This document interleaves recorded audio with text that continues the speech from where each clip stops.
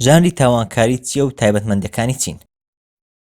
تاوانکاری یان کرایم ئەو ژانرە ئەدەبی هونەریەیە کە لە تاوانەکان دەکۆڵێتەوە. سەرەکیترین ئامانجی ژانری تاوانکاری زانینی چۆنیەتی ڕوودانی تاوانەکانە و کاریگەریانە لەسەر دەوروبەر. ژانری تاوانکاری زۆر جار تێکەڵ دەکرێت لەگەڵ هەردوو ژانری نهێنی ئامێز و هەست بزوێن و تا ڕادەیەکی زۆر لێک دەچن. لەگەڵ ئەمەشدا هەر سێ ژانرەکە لە یەکتر جیاوازن و لە ڤیدیۆیەکی تر زیاتر جیاوازیەکان دەخەینە ڕوو.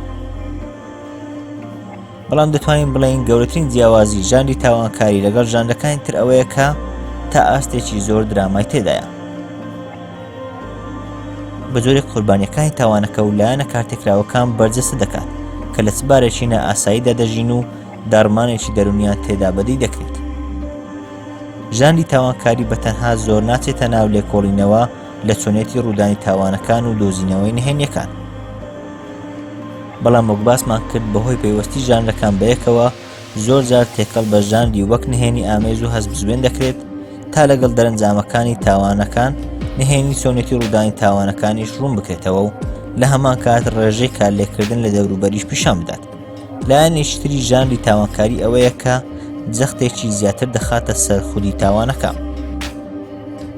بە مەبەستی پیشاندانی ئەو هاندەرانەی بوونێتە هۆی ئەوەی تاوانەکە ئەنجام بدرێت یاخود بۆ زانینی هەر مەبەستێک کە لە پشتڕوودانی تاوانەکەەوە هەن.